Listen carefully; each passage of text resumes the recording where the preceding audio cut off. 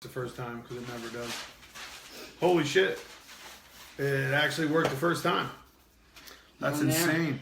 You good? Is that you looking good? Look what I just did. Yeah. Trophies I love it. in the I love when you do background, these a big surprise bowl, attack a bit things of honey. to me. One of these days. Didn't have time to do any research. Oh fuck. I feel naked without my research. Sometimes I forget about the actual, research. the important half of the podcast, Oh, yeah. which is the fucking. There's my cigarettes. Which is the audio part of the podcast. That is kind of an important one. That's kind of like getting 4 legs on a dog. I mean, it's. You want to show It's confirmation. pretty vital. No, you need 4. It's pretty vital. Okay. Let me hear you. What? Oh, perfect. Oh. Sounds Test, perfect. test. 1, 2, 3. Testing. 1, 2, 3. Okay, I'm gonna run this intro. We're gonna get into this motherfucker. Somebody remind me to turn this microphone back on after we run the intro. I see Canada's in the building already. Yay. Holla, get them dollars. I got my doodle pad ready to go. Hey, the other day when you were talking about Cletus, did it go from a short story to a Oh, 1 hour? Yeah, full hour that was story. good. I knew it was going to.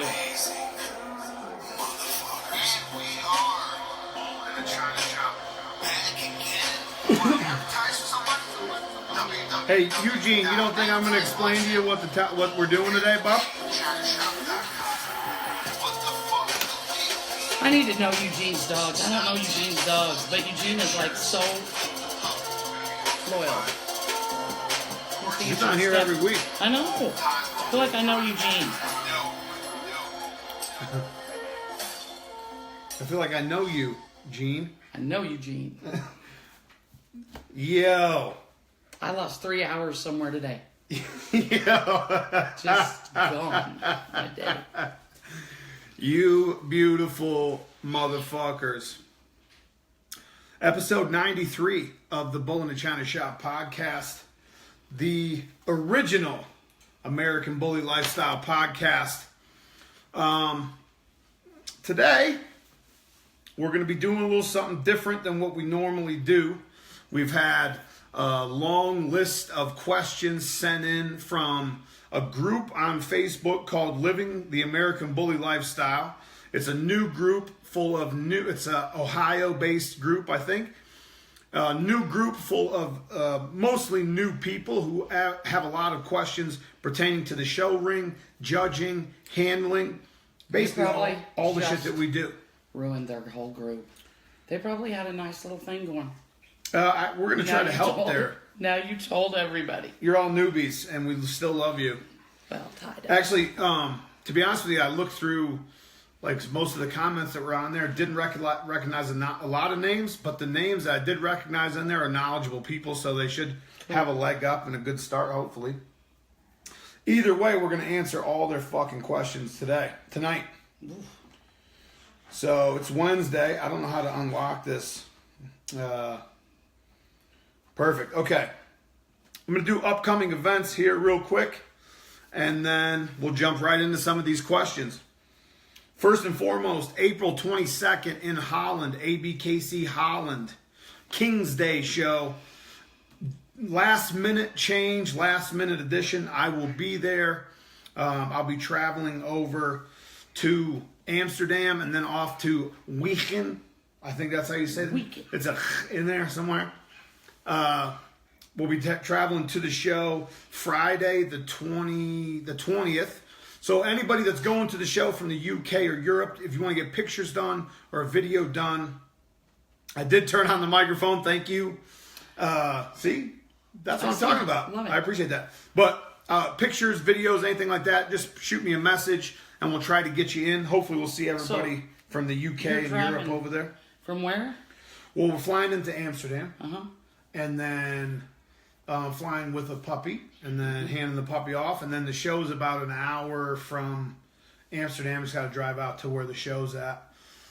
I hope no campers blow off Oh. into your face. Yeah, that's Where was Is it? it the same road? We were on our Same way road? to. No, that's in England.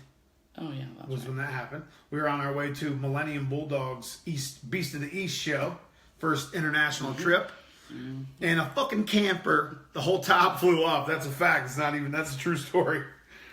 Anyway, that's April 22nd. That's next weekend. ABKC Holland. If you have any questions about booking or hotels or booze or anything, contact Edwin Handingman. Just type in Edwin, H-A-N, and motherfucker will pop up. You'll see the Holland banner, I think is his profile picture. After that, June 2nd, ABKC Canada. The Magic Bully ABKC Canada show in Grenville, Quebec, Canada at the Hotel du Lac Carling. Judges Errol Bowden and Rolando Mata.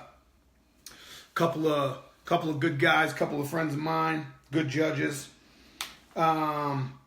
Two shows, obviously. American Bullies only listed on here. But that's at the Hotel du Lac Carling in Grenville, Canada. If you have any questions about that, contact Matthew Kwan. His name is spelled weird. Also, if you're American, it's not E-W, it's E-I-O-U. It's like 6 vowels at the end of his name. You'll find it. It's Matthew with 6 vowels, Kwan. After that, July 21st, ABKC Euro Nationals 2018 will be held in Scotland.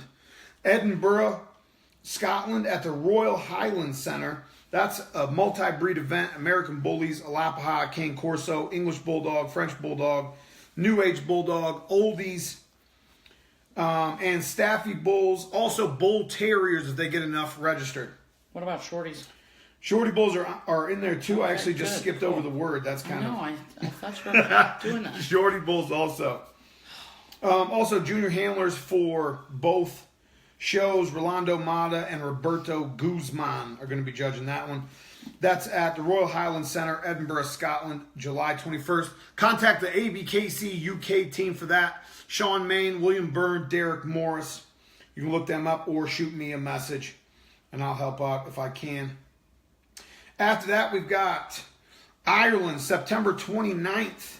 War of the Bullies, ABKC Ireland show. Multi-breed event, American Bullies, Oldies, New Age, Cane Corso, American Bulldog, French Bulldog, British Bulldog, Amstaff, Bull Terrier, Staffy Bull Terrier, Shorty Bulls, Alapahas. I'm sure Alapahas will be there. It's Ireland. I know they will be. They're not on the flyer, but I know they will be there. And this is in Dublin.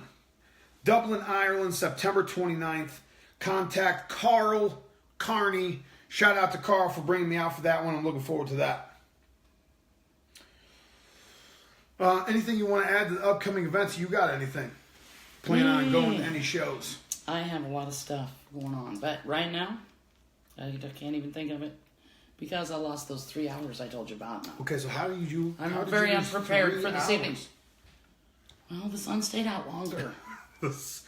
No, for real. For real. After the daylight savings or spring forward or whatever the fuck it is, after that happens and the days start getting longer, it fucks with me a little bit. Well, it's like so drastic here. Yeah, because like... It's been dark at 5 o'clock. A month and a half ago, 4:30, you're done taking pictures. Yes, you're done. Your day's over. Now, we were taking pictures till 6:30 tonight. Someone's here. We got a passenger. Oh, hey. This is our podcast. Anyway, we're going to jump right into the questions. Like I said, we have approximately 25 questions. And I have not seen any of these, so please forgive me. I read through a couple of them, but let's be honest. 3 hours today. Wasn't paying any attention. Oh, Suzette, I apologize. Suzette, I was going to add that on there. Australia, May 6th, ABKC Bully Fest in I think Sydney. I could be wrong on that. Contact Suzette Turner. Suzette Lee Turner for any information on that. That's in Australia. Hey, I have a question. That's the only free one. That's the only free one you're getting, Suzette. I'm just playing. Oh, I was going to add this on here anyway. I forgot all about it. That's my bad. I would really like to see a New Age Bulldog. It looks like a short oldie. Really? To me.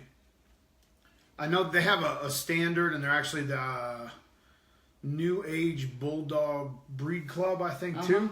Cool. But what they look like to me, when I first started going to the UK, there was a bunch of these really short dogs that were being shown as oldies.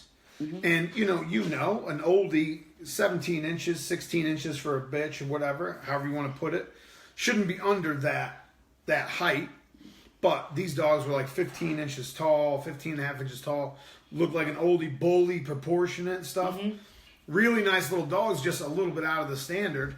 So they went ahead and started their own shit, which...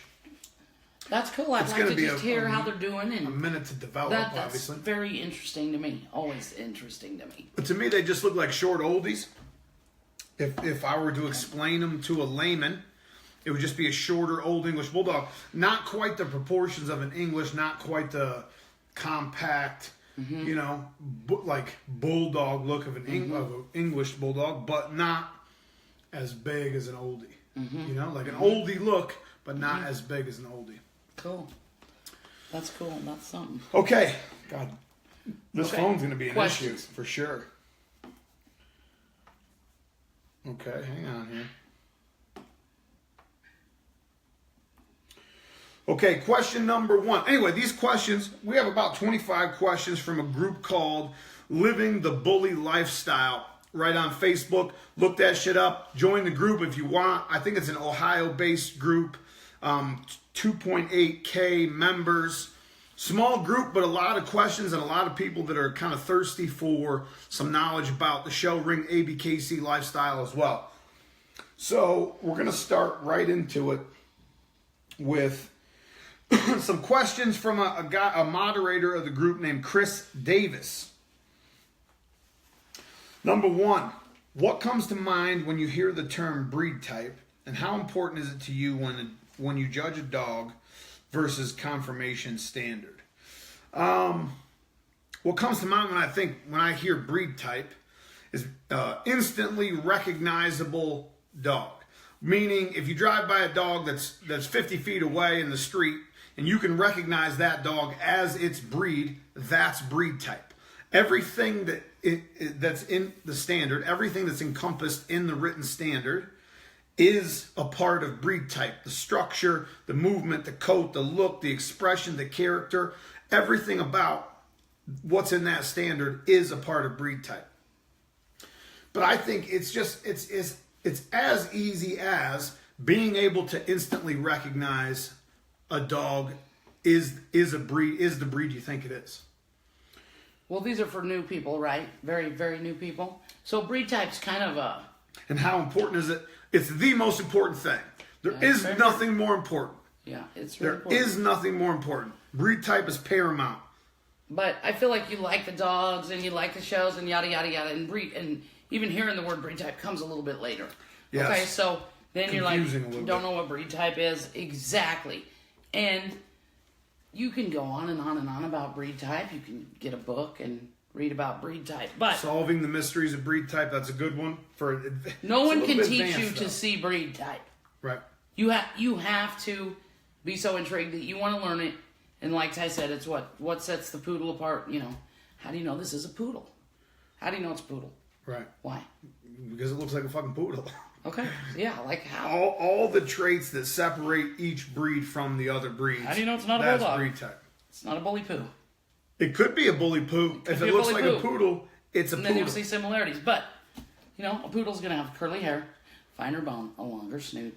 Right. Different ear set, a different silhouette, a long tail, blah, blah, blah. Those are all the things. And so a bulldog is the opposite of that. No muzzle. Yeah, but No I would say if you're new and you want to learn about breed type, get you a book to read, Richard Beauchamp's book. Is it Solving the Mysteries of Breed Type? Solving the Mysteries of Breed Type. That's a good one to start out on. We talk about type a lot. It's kind of advanced, but it will break down the 5 components of breed type. And it doesn't say anything about a written standard in the book, which is good because people convolute those things.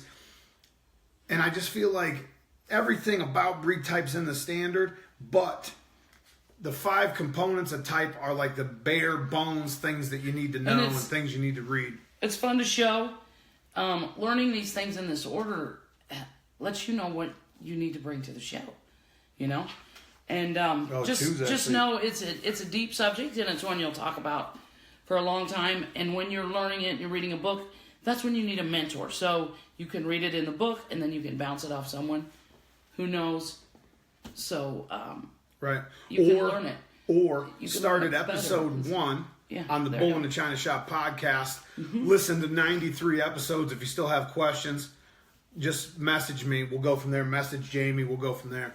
But just like Jamie's saying, it's being able to every little thing that allows you to recognize a breed as that breed is breed type. Question number 2: if a dog that has more breed type but more flaws than another dog with less breed type but better conformation, how would you go about judging the dogs? Oh, this is a good one. I love this one. First of all, it depends on what the faults are. And when I judge dogs, it depends on what faults are, because some faults are major, some are minor, some are cosmetic. Cosmetic faults are a lot lesser of a fault than a major fault. And major faults affect the soundness of the animal, movement of the animal. Go ahead. No, I was just agreeing with you. So if one dog has a lot of breed type, but it's all screwed up, that's cool, but it depends on what's wrong with it. No, cowhawks don't get very far in my ring. High rears don't get a long way. No, but I like you're saying cosmetic faults. Yeah, I mean, I like that word actually, cosmetic faults. They're like cosmetic surgery, not necessary, not a big deal.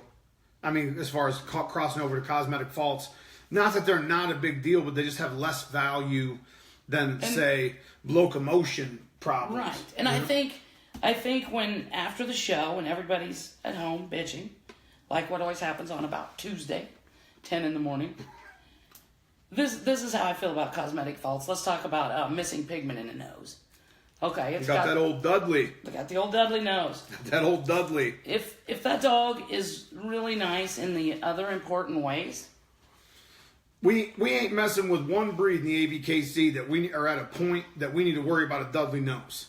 We don't have enough quality representations of the breeds in general, regardless of a fucking Dudley nose or a cosmetic fault or a tail set. So I hear one more goddamn thing about a tail set. Tail set. When we get don't get me on that. We get 100 dogs at a show that actually look like American bullies, then we can start picking apart tail sets. When they're perfect, we can't get 10 fucking dogs in the building that look like an American bully. When they're perfect from the nose to the mid-back, we can talk about a tail set. That I just don't get it. I mean, there's enough errors. You got dogs with pencil legs walking around. People think they got a flat top line, and that's a good bully. That dog is not even mediocre, shouldn't even be in the ring.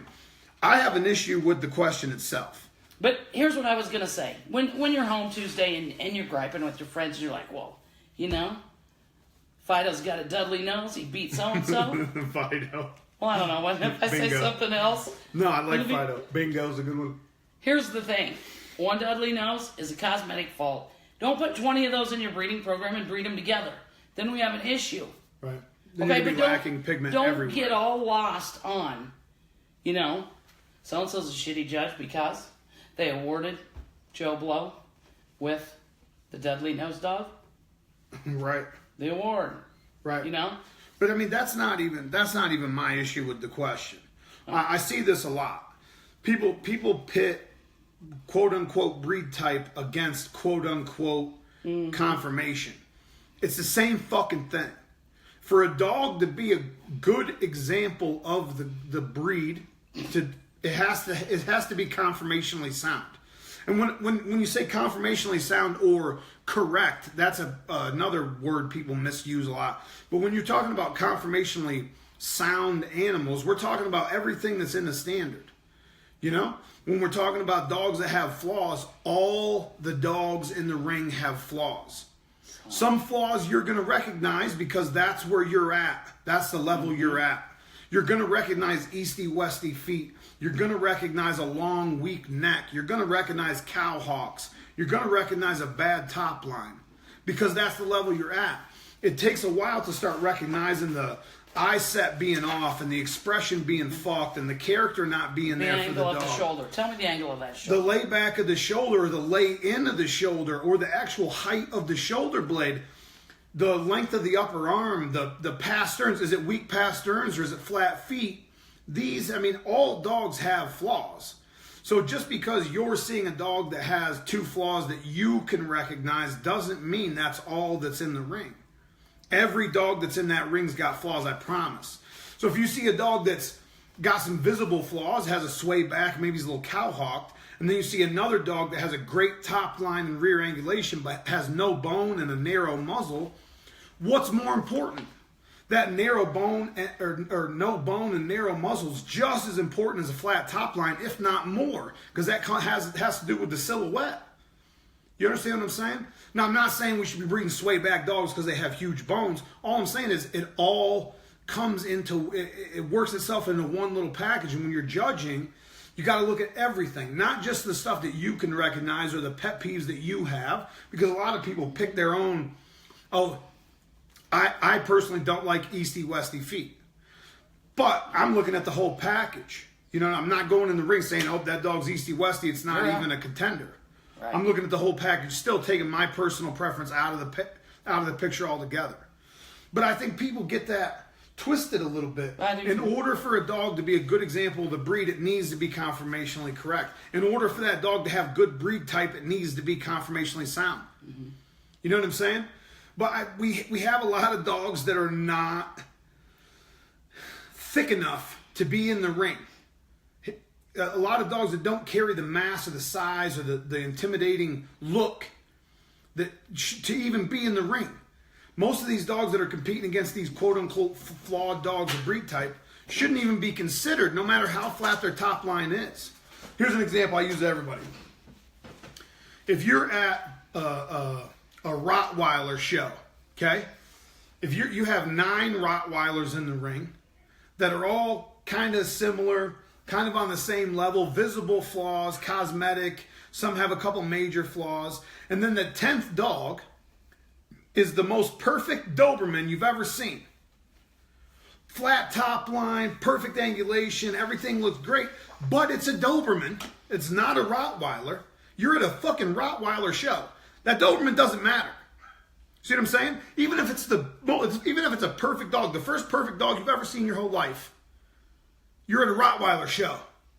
Same color, same height, doesn't matter. That's a Rottweiler. That's a Doberman. That's not a Rottweiler. You understand what I'm saying? So if you got 9 Rottweilers that aren't great, but 1 Doberman that's perfect, doesn't matter if that dog's perfect. That Rottweiler doesn't even come into consideration. Doesn't count. That's what I mean about a lot of these American Bullies we're seeing. A lot of these American Bullies look like Amstaffs or American Pit Bull Terriers that should be shown in the UKC. Those dogs, no matter how perfect they are, they're not even in contention. You understand what I'm saying? Because it's not there. It's not where it should be. Those dogs don't carry enough quote unquote weight, mass, bone, rib spring, head size. They just don't carry the traits that separate an American Bully from an Amstaff. You see what I'm saying? So we can't have, and don't get me wrong, there's Dobermans winning every weekend. There's Dobermans winning every single weekend. I'm one of the few people that recognize this. We have Dobermans winning every weekend. So it's a good question. I'm just saying we have to be able to put conformation and breed type in the same fucking circle. It's not 2 different things. See what I'm saying? I didn't even drink any coffee. I'm fucking wound. Hey, look what I just found. We should do this activity with our people. I've never done it, never even heard of it. What is this? The type tracker chart. There's a chapter for breed type in your Breeding Dogs for Dummies book? Yeah, this was written by Richard Beauchamp. This is a great Richard Beauchamp wrote Breeding Dogs for Dummies. That's amazing. I didn't even know that. Yeah, this book's great. But you want to do this little activity? You want to do that right now? I don't know. Well, we got 26 more questions. Do you guys want to do an activity? Get a pen and paper. Variations of the system. This is how you learn it. I don't know. I feel like we should. That's going to take a whole episode. Okay, we better not do it then. No, we should do a type tracker episode. Okay, we will.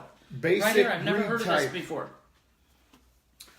So listen, if you guys want to learn more about breed type, stay tuned to the channel, stay tuned to the podcast, because I feel like we have to now. Now that that's in there, I didn't know that was even in there. I don't know what you guys do with your vet bills, but this is what I do. I use them for bookmarkers right here. That's going to do that. That's our breed type thing we're going to do. Okay, question number 3. How important is movement/gait when judging an American Bully? Okay. Let's just change American Bully to any breed, any dog. Okay, this is a good one. This is a good one for new folks, because I'm sure it's a lot to take in. Some people say movement is the test of confirmation. And a lot of times it is. It's not 100% foolproof, but a lot of times it is. Yeah, especially with breeds, because we have short-haired breeds. You know, and I feel like it takes an experienced eye to see through long hair and long coats. Oh, yeah, coats. I agree, So we have short-haired breeds, so you're really going to be able to see every bone, you know, where it's placed, how it moves, how it fits with the rest of the picture when the dog's moving. And movement, sometimes, when it's like the English Bulldog has a shuffling, rolling gait. Super unique movement. Which is also part of type. Right. That kind of flows right into there. But the thing is, when we stack the dogs, we're able to manipulate them. That's the job of a handler. Make it look its best when it's standing still. It's not so easy to do that when you're moving around the ring. And so that's why it's the movement is a very, very important part, because it will give you clues to maybe some things you didn't see when it was stacked up with an excellent handler or something. Right. I used to make a lot of money because I could take a dog that wasn't that great and stack him to make him look like he was an awesome, awesome dog. I don't know why anybody would have a handler that didn't do that. That's the whole purpose of a handler. Right. I don't know how to train shit. I'm not a trainer. But I will make your dog look way better than he actually is. And I did that for a couple years. And we had, I feel like most of the judges at the time were you know, recognizing that the movement was an important part. But at the same time, when you catch their eye in that specific pose, it's hard to look away from that shit. It's hard to get that out of your mind. Let's talk about this for a second, if you can remember back that far. Do you remember when you were first doing that? Like, almost everybody has a stack box now, a really cool little piece of equipment. I think it's cooler for taking pictures than it is for, you know, you saw me show. So I whatever. hate stack box. Yeah, I mean, you're not going to have one in the ring, and you can teach them anyway. But do you remember back then when you're just trying to get this dog to stand up, and you're like, how's it look? And everybody's like, good. And you go to the ring, and it looks terrible. And you're like, why does it look so bad? Yeah, fuck. But you had its hind legs all cramped up. I'm not saying you did this. No, I did the same exact thing with Rain. I see this, yeah. For a whole year. Didn't win one ribbon. Spread him out as far as he could go. Yeah, and their balance is kind of off. Remember when you learned about balance? Like, you got to balance this dog if you want it to. I mean, it can only perch on one leg like a flamingo, crouch down on this knee that has no leg for so long. No, that was like a revelation. That's a aha moment. Was making sure the dog was comfortable. You know, fuck how he looks until he gets comfortable.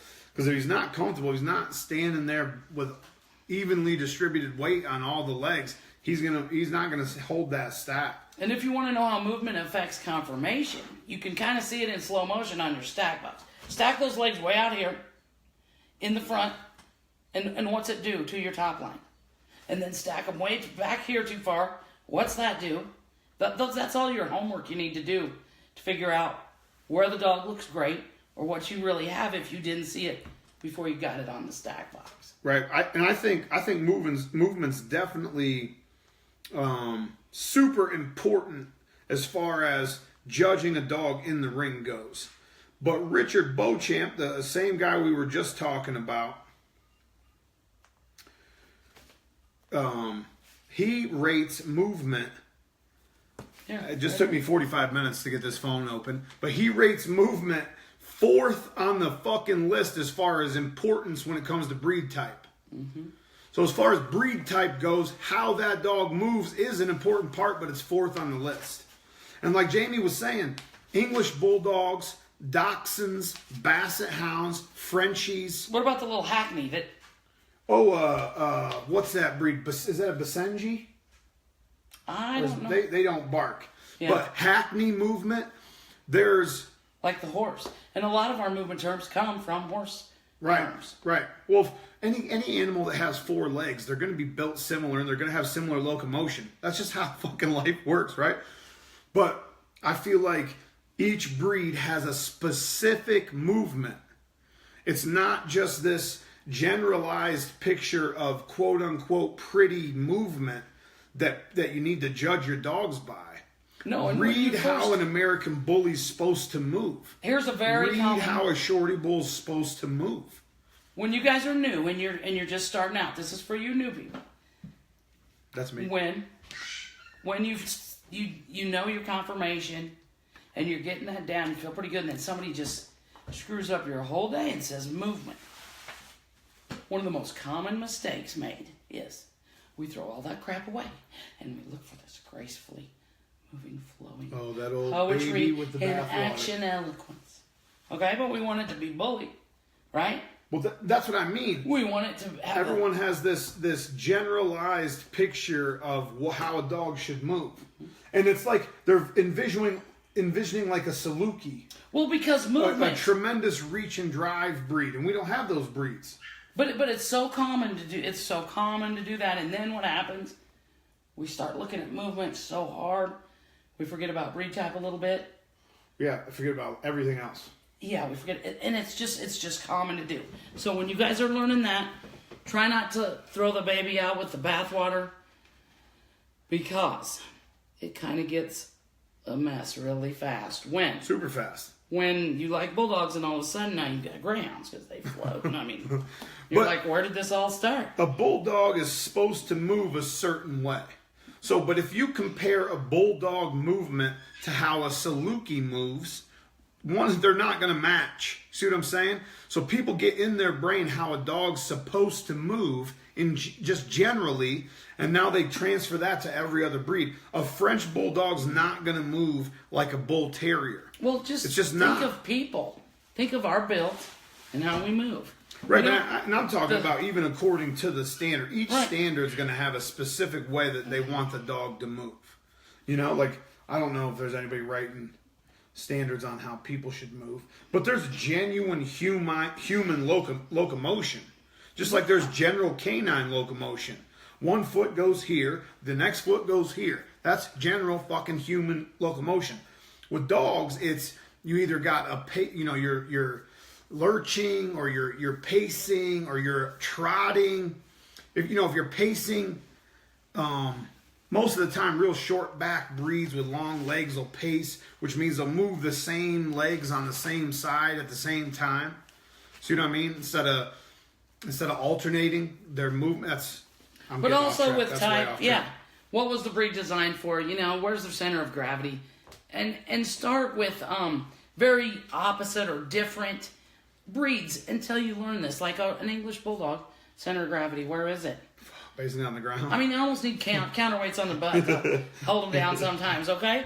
Yeah, so that's why they move like they do. But when you're first learning, for you new people, use extreme examples until you're comfortable with it. I think it seems easier that way than trying to see everything, right at first. It's overwhelming and confusing. Yeah, it's one thing at a time, especially when you're digging in deep. Because she's been there, she's been doing this longer than most of us even knew what a fucking dog was.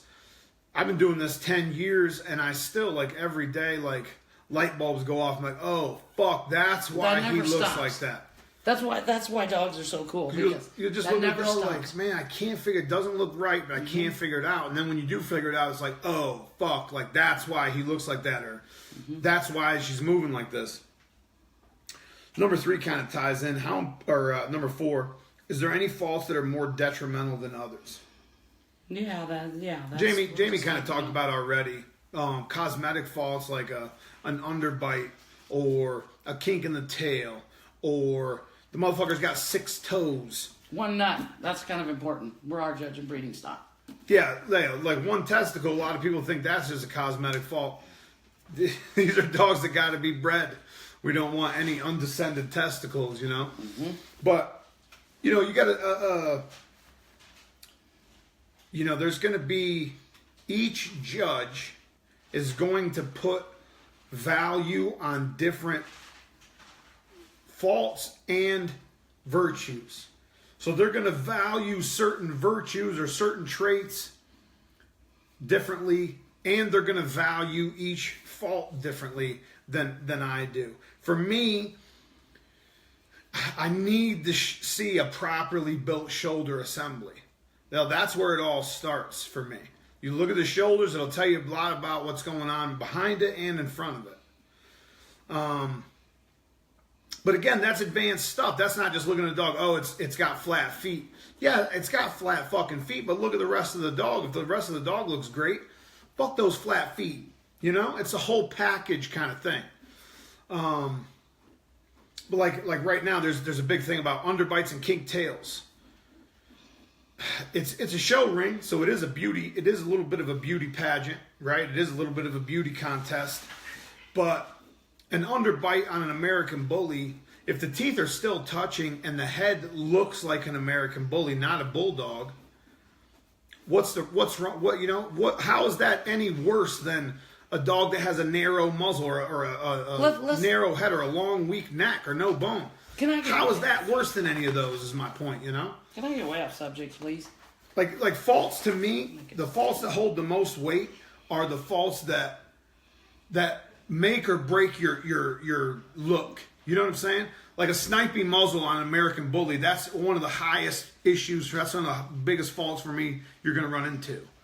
No bone on an American Bully, that's an issue. Slab ribs when it's supposed to be a barrel-ribbed dog, that's an issue. You know what I'm saying? Narrow set shoulder blades in a dog that only stands 3 inches apart, that's a fucking issue. But these are traits that are going to change your type almost sometimes. If you have narrow shoulder blades, a dog that only stands 6 inches apart, slab ribs, a long weak neck, and a snipey ass muzzle, that's a fucking Amstaff at this point. See what I'm saying? Though that dog is missing a lot of the important traits that you need to have to be an American Bully, to be a great American Bully. Do you understand what I'm saying? I don't know if I explained that even well enough. I was going to get on this. You're drawing a diagram. She's drawing. Well, I was going to get on underbites, okay? All right? No, I mean, what faults for you hold more weight than others? Obviously, you're, when you're talking about shorty bulls or English bulldogs, or I don't know how many American Bullies you've even seen, but this applies to all the breeds. Any breed, you're going to have things that take away from your type. And those are fucking important. Those need to be there. They do. And you're going to have things that are, like you said, locomotive issues, where the dog doesn't move right, or the dog can't fucking move right. And this is why it's important. This is why it's important for judges to have bred a lot of dogs, in order to explain this, because we've lived it, or because we've seen it, or because we see what a fault does over time. Or at least, maybe not even breed them, but at least see multiple fucking, be dug in. I think why you say breeding is because when you're breeding that breed, you're dug in to the fucking fullest. You're in that shit up to your eyebrows. You are. And, some things you think you'll never see, but you see. But when I'm judging, I judge whether I'm looking at a dog to buy it, to see what I've produced, or to evaluate these dogs in the ring. It's all the same. And I look at them like I'm going to breed it. So I look at it from the rear forward, from the ground up. The head is, I do that last. Okay? So I feel like rears, if you lose a rear, it's a hard thing. You have to focus on that to get it back. It's a very important part of the animal. Because what are you doing if you can't walk? So it's a really important part. It's what pushes the dog forward. It's the movement. It's the, all those things. So the rears are super important to me. And then I just go up from there. And I also want typey dogs. It's got to be typey.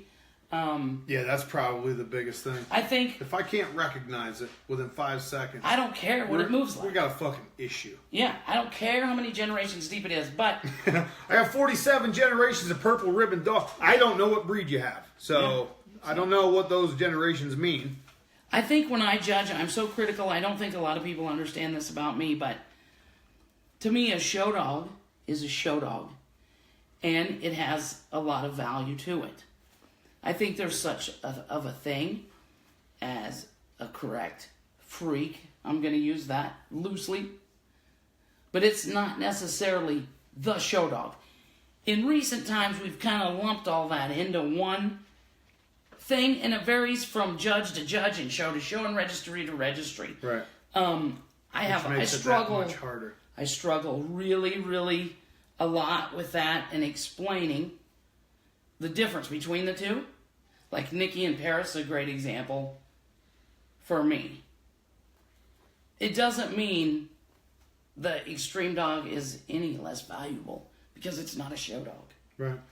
It could be more valuable because, But I think that's the thing that... Especially nowadays. I think that's very confusing to people. Also, I think we've gotten lax on... This is a dog show.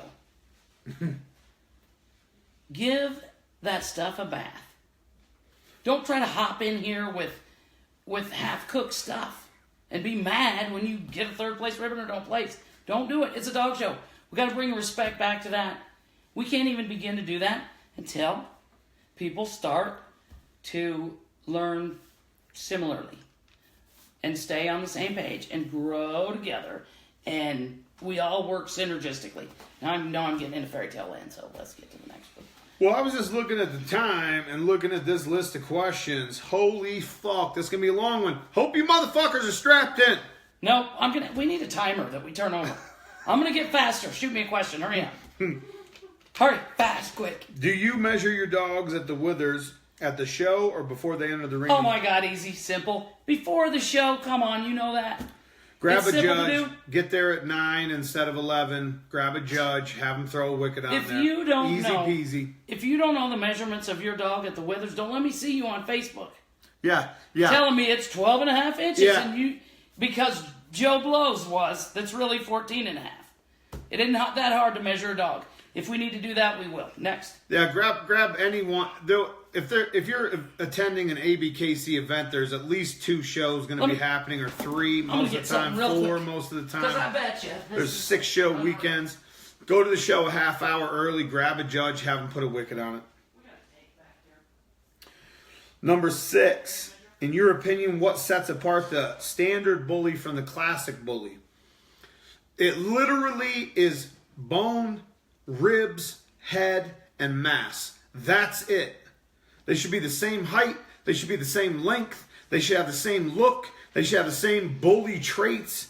But the difference is a classic bully is not going to have as much bone, as much rib cage, as big of a head, or as much mass. That is it. That is literally the only differences. Okay, I'm going to show you a simple way to measure a dog. We call this poor man's way or something. I don't know what it is. But... I mean, come on, Stratton could do this. Who has a wicket? No one has a wicket. No one has a wicket, okay? Okay, get a straight edge. This happens to be my paint stirrer from today. Paint in the back room. The big remodel. This is a tape measure. So. Yeah, if you guys didn't know that was a fucking tape measure, turn my shit off. If you don't know this is a tape measure, turn it off. I don't need that in my life. You can use a yardstick. Whatever, you got to get your dog standing up. Do we need a dog to do this on? No. Okay, then you just put this on top of their withers. This is so easy. Like, you just put this on top of their withers. Okay? And that's... I don't know if this is one of the questions, but the withers is the shelf right at the base of the neck. You stack your dog up, the neck's going to come down. There's going to be a little shelf before it drops down into the rib cage. That's the withers. But when you're doing that, don't have your dog crouching. Don't have him, you might want to do that a couple times. So he's used to it before the big show. In your opinion, some of these are about just about American bullies in general. Okay. Like last one was about the standard classic. Went ahead and answered that one. In your opinion, what does the XL bully need to work on or lack the most? proportions. If you're going to have an 18-inch dog with the proportions like the bear, let's use the bear for an example. That's an 18-inch dog. Look at those proportions. Huge head, huge bones, wide ribs. If you're going to have a 22-inch dog, you need to have that much more to keep the proportions the same. So if you got an 18-inch dog that has a 24-inch head, 22-inch dog, you're going to have 26, 27-inch, 28-inch head just to keep the proportions the right way. And you're going to have leg bones that look like water bottles just to keep the proportions the right way. I think back length too. Proportions and back length. If XL breeders would focus on adding some, not mastiff mass, but that comes along with all the loose skin and the long coats and shit, but if they would focus on taking just taking something to add the bone and add the head size to fix the proportions, we'd see a lot of badass XL dogs. Which there's some nice ones, don't get me wrong. I've seen Timbo, Cartman, Caribou Lou. You want to look at how an XL American Bully should be built from the front and head and proportions. Go look at Cartman or Caribou Lou. Awesome, crazy dogs, crazy looking XLs. What class of bully is your personal favorite? Got to be pockets now. When I started in 2008, 2007, 2008, it was bigger the better. Give me the biggest head, give me the widest chest, give me the 100-pounders. Turns out they're hard to feed and hard to keep. Then we got older. And I don't feel like fucking with that anymore. But no, to be honest with you, I think the proportions are easier to get right on a pocket dog. I just love that cartoony look where they got such a big head and bone and wide ribs that they look like a cartoon character or a superhero dog. I love that shit. It'll have to be pockets for sure. Oh, here you go, James. This is a good one for Jamie Sweet, actually. Oh, dear. If two dogs have the same level of conformation, movement, and type, how do you go about making a decision? Well, I've judged a lot of dogs, and I've never seen that yet. I think it's bullshit. Never seen that yet. I think if you see two equal dogs, if you see two dogs that are that closely identical, no, quit. You need to look harder. Just stop. Just stop the show. Just look a little harder. That's all. Because that's the first time in the history of the world that's ever happened. But we do hear that a lot, and it sounds great, and we do think about it. But you know, when you've seen a lot of dogs, I haven't seen two exactly like yet. You know, no, and but that's that comes because into knowing your breed, though, don't you think? Like the more you know about that breed, the more you can scrutinize those dogs. Consistency doesn't mean identical. There's never going to be cookie cutters. Even if you go to that Doberman show or that Rottweiler show, those 9 Rottweilers are going to have differences. They're going to have different looks and different facial expressions and different builds even sometimes. Yeah. There's not, even in a breed like that where everybody thinks they're the same, that's not cookie cutters. Just dig deeper. I promise you'll see differences. Yeah, dig deeper. It's like baking cake. Like, you know, a master chef. He could taste a piece of my cake and he could say, oh, you use butter in this and the crumb is so light and whatever he's going to say. And, you know, I give a piece of time to, I was like, that's a good-ass cake.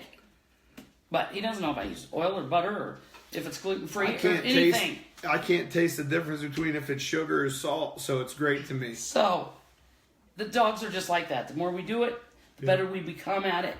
And the keener our eye gets. And it just takes time. I think the more you know, the more shit you're going to see that is off of the standard. And if you get dogs like the grand champion class at nationals is probably where you're going to see something that even the closest scenario to that happening because all the dogs are on that level. What you're more likely to see, truly, I don't care which registry you're talking about at a show, is equally mediocre dogs.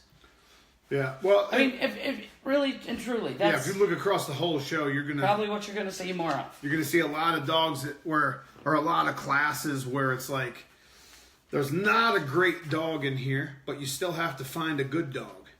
You know, there's not a great dog in there, but you still gotta give a ribbon to the best dog. And maybe the best dog's only good. Maybe it's not great. is what it is. But you're never gonna.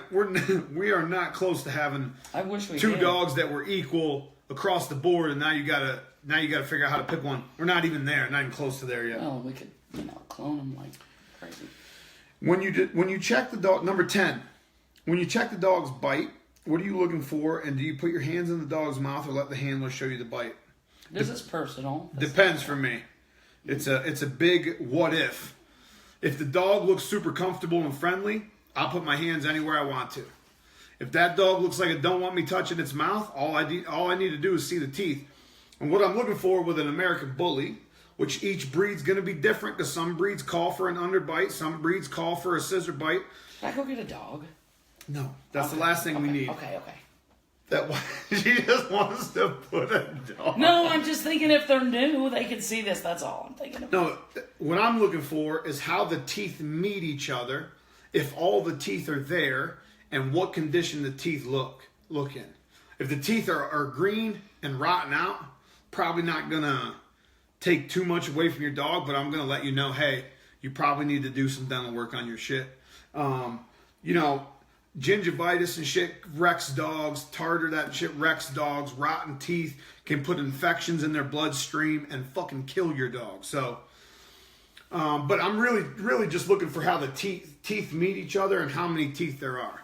Yeah, because there's different bites, and that's another part of breed type. But when I look at a dog, you should be able to show me your dog's bite, because when I'm showing a dog, I don't want the judge's hand in Billy Bob's mouth, dogs. and right, Joe Blow's mouth and Fido's mouth, and I'm then mine. super guilty of that. Yeah, so I want you to show me the teeth. If you really can't show me the dog's teeth, you're probably not ready to show, really. Right. If your dog's gonna bite and stuff, he's probably not a show dog. Yeah. I mean, let's get real. It's the dog's teeth. That's not a big deal. Show me that bite. Just pull it up. A good judge isn't going to do a dental exam on it. No. We're going to see, just like he said, because some breeds have missing teeth, and if that continues to be bred. Not for ABKC, but some registries, American Bulldogs have to have a certain number of teeth. So you have to get in there and count teeth. Everybody give me a little leeway on this, because I'm hogging this question. Okay, but I'll answer the next two fast, because this is my biggest pet peeve of all. Write it down. Underbites on dogs that are supposed to have underbites, okay? I don't want to see judges fishing in that mouth to see. What are you looking for? Don't get your pencil out and measure it. What up, Ariel? Nobody cares about that. Yeah. Look at the dog. Is the dog a healthy weight? Then it obviously can eat. I know what you're talking about. Yeah, is the dog skin and bones? Maybe you want to look a little closer than that one. If the dog's a healthy weight, it can obviously eat. It's supposed to have an underbite. Right. You don't have to dig. I don't care if the teeth stop right here, like in my diagram. I was preparing for this question 6 questions ago. Because I've had my hand in about 1 million bulldogs' mouths. No, but breeds that call for an underbite, none of those breeds allow protruding teeth. Okay. So if the teeth aren't sticking out and the dog has an underbite, These what the fuck does four... it matter what actual inch measurement that the underbite is? It doesn't. Does not matter. Those are people who aren't bulldog people, or I don't even know. No, it's just not common look sense. Look at the dog. It's common sense. If it's got meat on its bones, it's obviously eating some. Yeah, no shit. Okay, so it probably can... I'd be worried more about a dog with a bad overbite not being able to eat than an underbite. Right. You know what I mean? Underbite, especially if the jaw's curved, they're going to be able to eat. But all of that is going to affect what you see out here. Right. All of this is going to affect what you see out here. Right. Does the face just bluntly end right there? Does it slant? That all affects the bite, No, but like you're saying. It's the front jaw, the front of the top jaw. Just like you're saying, though, these breeds that call for an underbite, there's not one of them that want to see visible teeth. Right. And this is another thing. In the bottom. So if you just visibly see teeth in the bottom, it's too big of an overbite. Hey. If you can't see teeth, but it's still an underbite, it's perfect. Doesn't matter whether it's a 1/4 inch or 1/2 inch. You can't see teeth, and it's under. Doesn't matter. I think I had a little epiphany here not too long ago, probably about 3 years ago. But I want you guys to put a smiley face on here if you know what I'm talking about when I say this. Smiley faces. Or you can flip me off or whatever. But how many times does your dog look great at home in his own environment. You get to the show, and everybody's poking it, prodding it, yoinking it by the neck, moving its feet, grabbing its balls, looking in its mouth, digging in its ears. And it's going. And you're seeing those. And you're like, fucking don't do this at home. And they're like, mm-hmm. Sure it don't. Guess what? A lot of them don't do that at home. Right. But they get nervous. Anxiety, and what do? Yeah. Pretty soon their mouth's dry. Pretty soon it's sticking. It's the truth. It's true. And they're running around like this out there like, ee. Look like gargoyles. Yeah. And if you're like me, it's the third time your dog's been on a choke chain too. So, good luck. Oh, we just had pictures with the female that was on the choke chain for the first time today. That was a... But I'm just saying, I don't know if I got any smiley faces or not. But if I didn't... Multiple smiley faces. Okay, if I didn't, I'm just saying, them damn teeth on a bulldog. We don't ever want to see the fangs. It's not cute. I don't care who you are. It is not cute. These little 4 teeth here, we're probably going to see those. We're going to see a lot of other stuff too. So... Yeah, if you look hard enough, you're going to see a lot of shit. I'm not encouraging the underbites to get bigger by any means, but let's look at some other stuff. No, it's common sense. Let's not throw a dog out. It's a bulldog, for God's sake. On average, you got about 90 seconds per dog when you're judging a show. I got 90 seconds to find the best for each dog. You understand what I'm saying? If this dog has the right top line, it has great, beautiful angulation, a thick, fat rear, and, 1 tooth's out. Mm-hmm.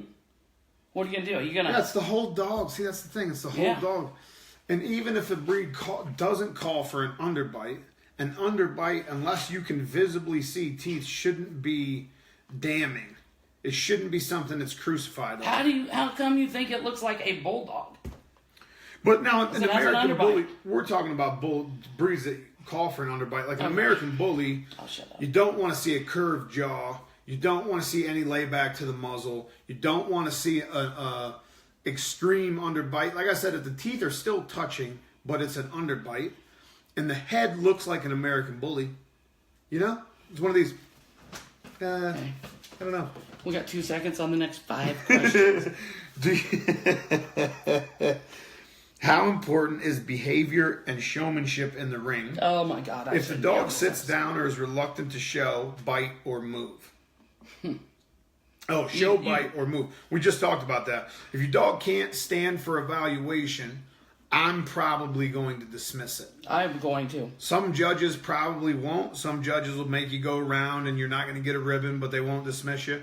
I want you to understand it's a fucking beauty pageant. I got to be able to evaluate your dog, right? If your dog wants to bite me, it's going to get dismissed anyway because there's not a breed that we deal with that should have human aggression. A little bit Cane Corsos, a little bit American Bulldogs, but it shouldn't be aggressive. Should be more like suspicious behavior. It shouldn't be a real aggressive behavior as far as the judge goes anyway, Well, I think everybody needs to realize on that, But your dog's got to stand for evaluation. If you're 35, you're not a junior handler anymore. Actually, if you are 35, I'll show you junior handlers that'll make you feel real bad about yourself. Seriously, because some of these kids are like professionals already. Yeah, and it is a dog show. And, we do want to better our breeds, so we need to better ourselves. So we need to better our expectations. Just a procedure. Yeah. I'm not going to everything. I'm not going to try to, bend over like this so I can see your dog that's dragging around. Yeah. I'm not. I'm not going to do it. Yeah, but you're going to give him a couple chances, though, right? I will give them chances. It's not like sure. If he doesn't stand exactly how I need him for the first 5 seconds, it's over. We'll give him, give him some time and see if it's just him freaking out. If your dog puts on the brakes and lays down, please don't pull your dog's head off trying to make it walk a lap. Just maybe another day. And everybody needs to remember, all dogs have their days. It's a bad day. Don't kill Fido because all dogs go to heaven, yo. All dogs go to heaven. Especially dogs with 35-year-old handlers. Shitty handlers. Listen, if you're a shitty handler, there's 2 things you can do. Okay? Hire a handler that's not shitty. Handler. I am bad. There's two. You're not a shitty handler. You just dogs don't have any experience with it, because we have too many dogs where every dog that we have can't get the right amount of fucking training time. It's just impossible. Mm-hmm. There's two things you can do: hire a handler that's not shitty, or practice. That's it. Take 10 minutes a fucking day and practice with your dog. You'll get better. They'll get better. Everybody will be more comfortable. Everybody will be fine. But that's it. Practice or get a handler. But I'm going to tell you this, and you can tell me if you agree. In my ring, and this is just me, showmanship doesn't trump a shitty dog or a bad dog. Or, if this is clearly the better dog, according to its conformation. Right. But it's not handled as well as this one. I'm sorry, I'm judging a dog. Right. Not handling skills. And that's just me. And yes, it all comes together and plays a part. But what that means can you show that dog's best qualities with your skills combined? That doesn't mean because Roy G. Biv is an expert handler that he beats. Roy G. Biv. I can't think of a name. That's the acronym for the rainbow colors right there. Yeah, it's a rainbow dude. Listen, I'm going with breed type. No, but if you got a dog if it's the best dog, but it's laying down and fucking barrel rolling, alligator rolling, and you can't get it to watch it or walk at all, it's probably not got a shot. But if you got the best dog and you only can get 10 or 15 seconds of movement, or you can only get a couple of seconds where he'll stand still, but I can see it, that's probably not going to affect too much at the class level. The next question is, how much does a handler come into play? A lot. Different levels. Can I just go in the class?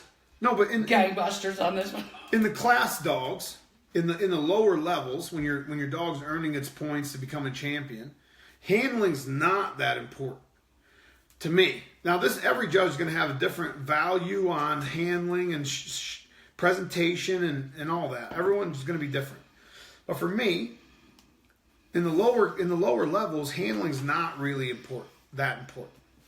You get into the best of winners, you get into the champion, the grand champion, best of breed, best in show classes, you better be on point with your handling, because it's going to come into play a lot more, because everyone else is on point. Everyone else in the ring is on that level now.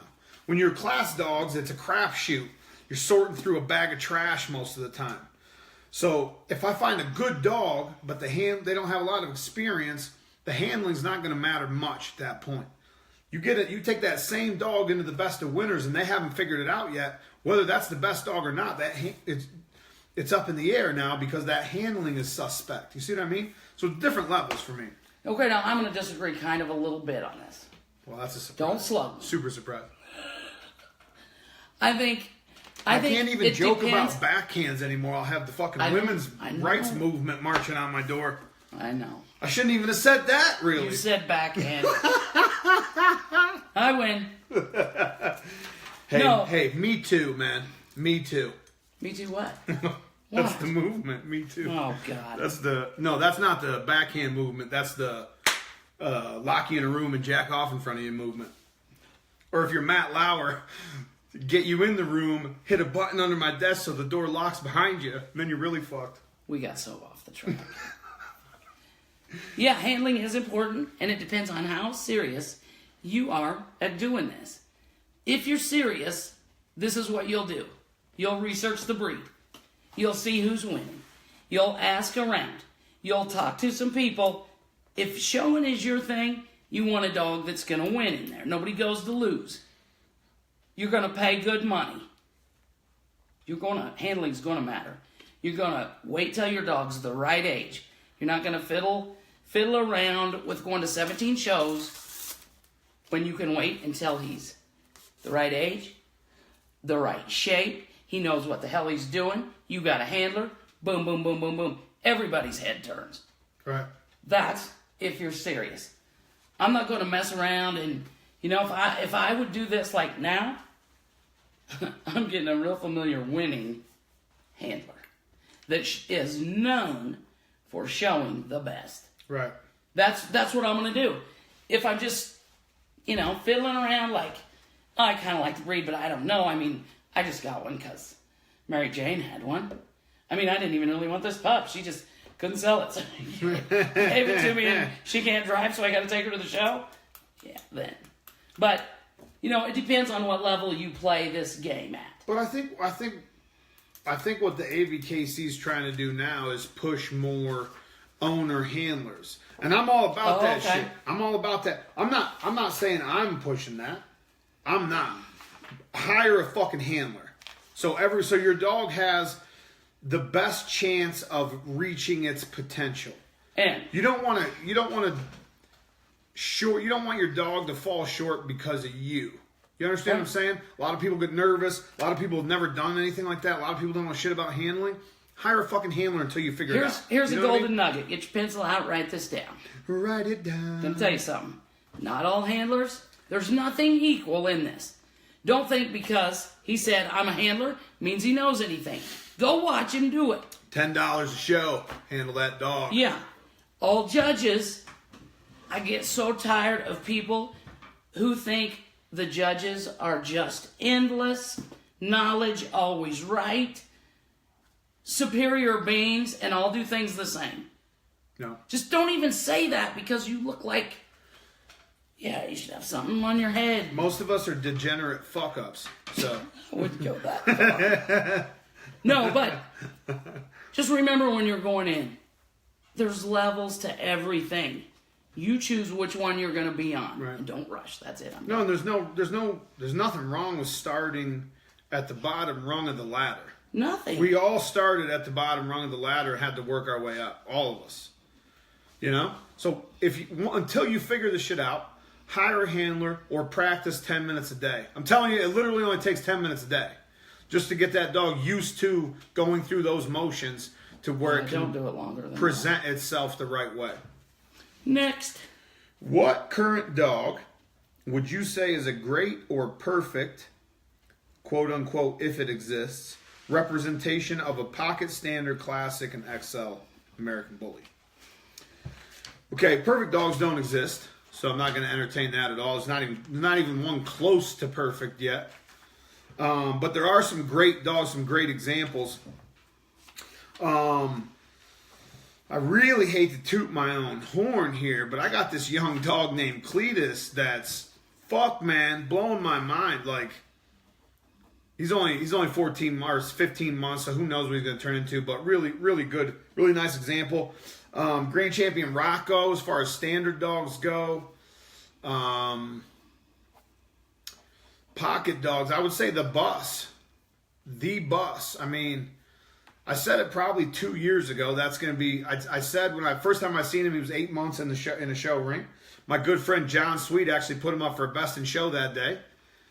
But when I seen him when he was 8 months, I said that's going to be one of the best American bullies in the world when he's grown.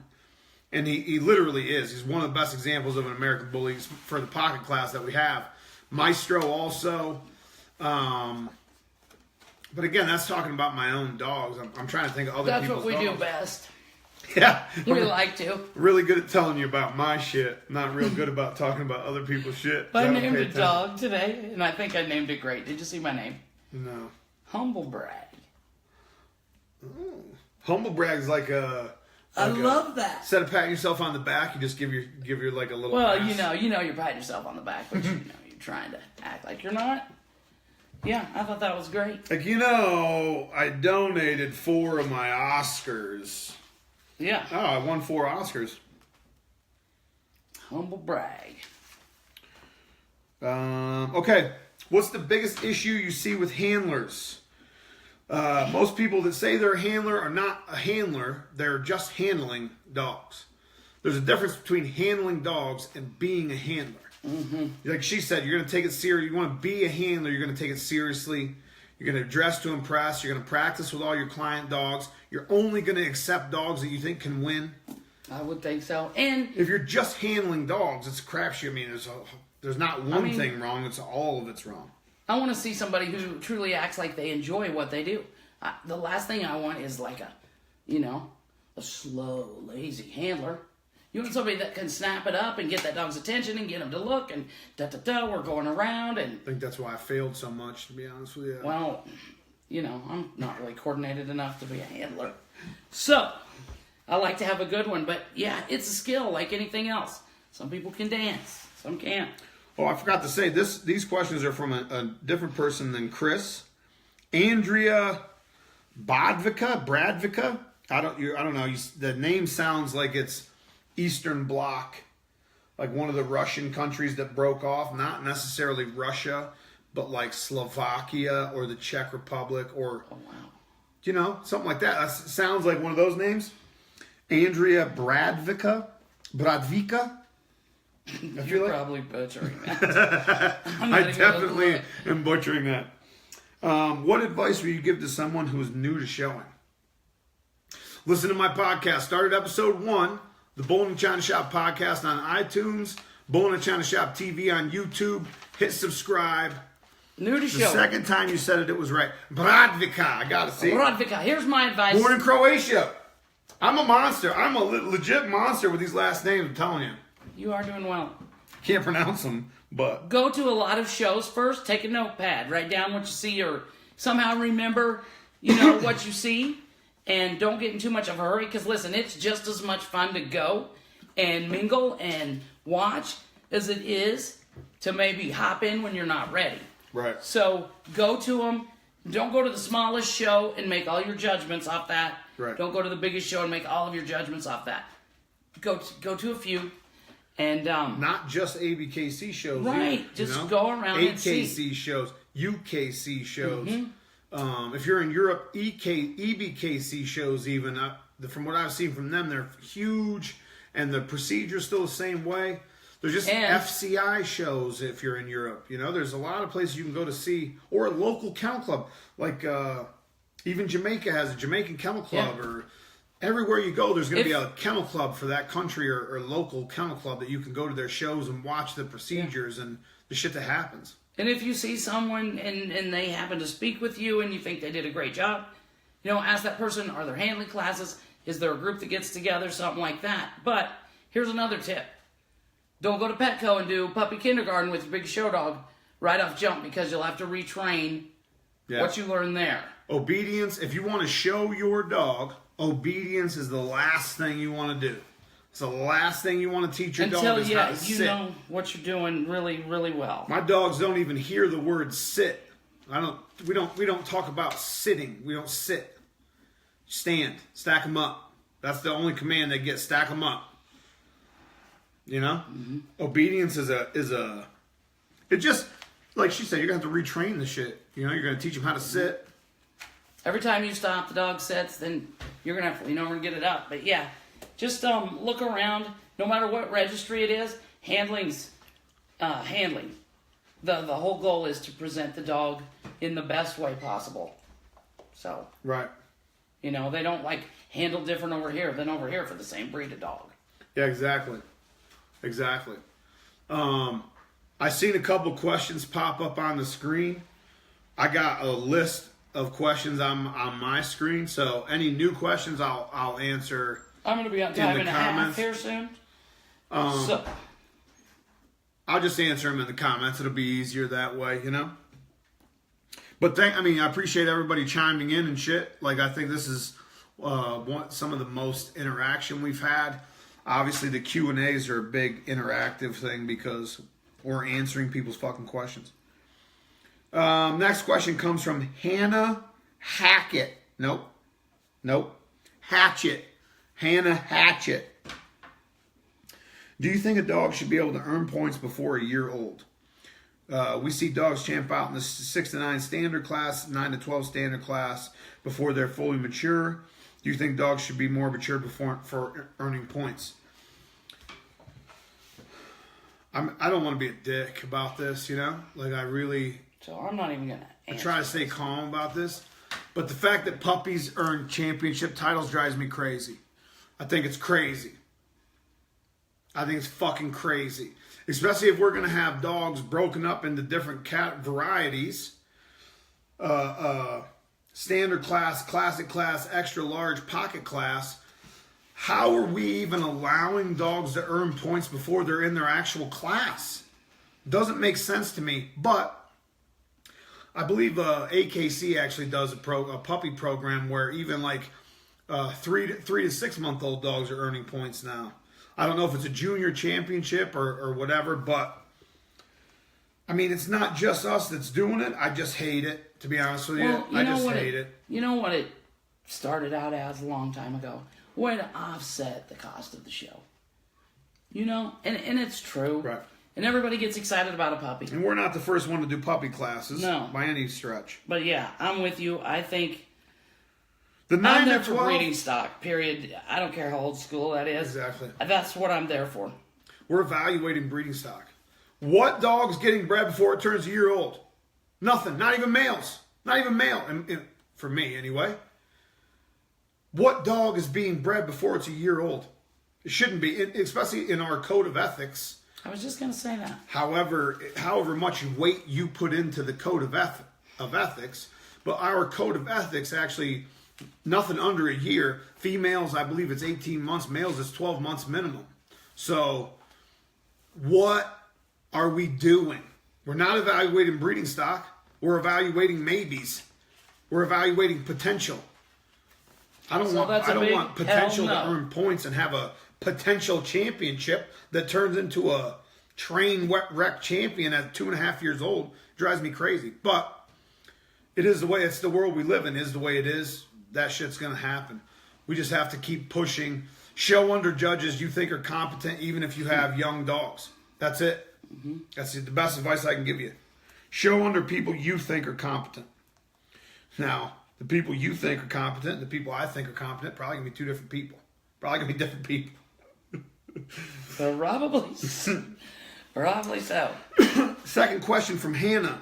After going to shows outside the States, do you think other countries have more unified vision in their bully communities? No. Absolutely not. No.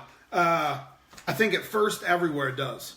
At first, when there's 1 or 2 shows in a country, everyone's on the same bandwagon. It's a great feeling. Everyone's in that tribe. We're all on the same team. And then reality sets in. Everybody comes out of the ether and realize now we all have to fucking compete against each other. Some people can handle that. Some people can't. But everywhere you go, there's going to be differences of opinion of what should win, what shouldn't win, what should be bred, what shouldn't be bred. You know, what's nice, what's not nice. I mean, everywhere you go, there's differences. I mean, some of the European countries, and this is not like a stereotype, some of the European countries, it's even worse than here because they already have infighting in the country before the dogs get there. So then you add the dogs, it just makes it worse. It makes something else for them to compete over. Well, you know, and sometimes it's just, we're new. We compete. The whole thing's it's new and it's shiny and it's awesome. Maybe the judging is just another step and you're brand new and you're thinking, oh, I'm going to be a judge someday. And, you know, it's all competition, so, you know. The only vision that you should have is the fucking breed standard. If you want to show dogs, now if you want to create your own thing, then tell me to fuck myself. If you want to create your own thing, do it. But yeah. Don't be mad. Right. Don't try to make it fit every standard then. Right. So the only vision you should have is the breed standard. How you individually interpret the breed standard is your vision. I don't know what everyone's got this crazy delusion that, oh, we all each have our own vision. No, motherfucker. What you have is an individual interpretation of something you read, which is fine. That's your vision. Breed to that. But understand that vision comes from the breed standard. Or it should, anyway, if you want to show dogs. These ones are from Amy Cologne. Cologne? I don't know. I don't know how to say the last name. It's spelled like colon. I don't know. I'm a little fucked up. I think it's cologne. I don't know. What are your thoughts on the elimination of the extreme class? Should have never been an extreme class. But the extreme class was also necessary. The extreme class was necessary to show people what an American bully was actually supposed to look like. And, you know, I don't think people understand this, and I'm not saying anybody's right or wrong. I'm just saying. To realize how fast the American Bully blew up. Right. I mean, there were so many. No, but I mean, I feel like extreme, exaggerated. When I say the word extreme, I mean exaggerated. Mm-hmm. Exaggerated dogs, that's what an American Bully is. It is an exaggerated dog. Exaggerated bone, exaggerated rib cage, exaggerated head, exaggerated muscle, exaggerated personality. The breed itself is exaggerated. So the extreme class helped people understand. We got to clean up on aisle 4 over there by the window. Whoopsie. But I think it helped people understand that's the mass and the head and the look that we need on these dogs. What it really did, or that maybe that's what it was intended to do, was help people understand. What it really did was just give a place for people that had train wrecks to go and show. Well, and it made a lot of confusion. Look at the Shorty Bull. You know, I don't want to have all those different. I'd like to get one thing straight and understood. But you understand there's going to be a range of styles. There's going to be a range of styles. There's going to be a range. And we have a way small population compared to bullies. But sometimes I think it's easier to see things as they happen there. Right. You know? Especially because we get to see, I get to see more, a bigger piece of the picture when it comes to Shorty Bulls. Because I have that window. Right. Whereas like American Bullies spread out so far, even if you got a window, you're only seeing a tiny piece of it. Right. But I think my thoughts on the elimination, I'm glad they did that shit. Because you're honing it in. Extreme dogs are the American Bully. You understand what I'm saying? A standard American Bully should be an exaggerated dog. If you read the standard, it now has a line at the bottom of the first or second paragraph that says, no dog shall be penalized for being overly massive or bulky body type. You cannot have too much mass on an American Bully now. You can't be penalized for it. What we're looking for is soundness and balance. As long as that dog's balanced, as long as that dog's built well, the more mass, the better. That's why people argue with Khan about Rocco and Grimm and all these dogs. You can't argue with them. They're not wrong. Any amount of mass is not wrong as long as the dog's sound and as long as the dog is balanced. So extreme dogs are not gone. Just the class itself, extreme, is gone because there wasn't any extreme dogs in the class. They were standard dogs that were fucked up that were shown for the most part. And we want those exaggerated dogs in the standard class. We want them there. That's the American Bully. Like, that's what the fucking breed is. My whole thing is if American Bully doesn't make you stop in your tracks and say, holy fuck, I don't really, is it an American Bully? I don't know. Is it? I don't know. If you have dogs people can walk by, I don't know. I don't know if you got American Bullies or not. I don't know. People don't walk by my shit, I promise. People don't walk by Khan shit, I promise you. Even my guy Ariel that's watching right now in Florida, people don't walk by his shit, I promise. One of the pieces of this breed is traffic stopping ability. Anyway, but the extreme class, I think it should have been removed.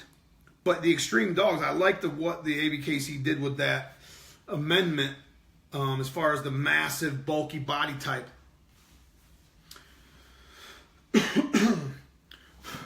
And again, now I hate even responding to these comments, but there's a comment, as long as the muscle does not hinder movement. An American Bully is supposed to move like an exaggerated dog. That muscle's not going to hinder the movement. It's moderate reach moderate reach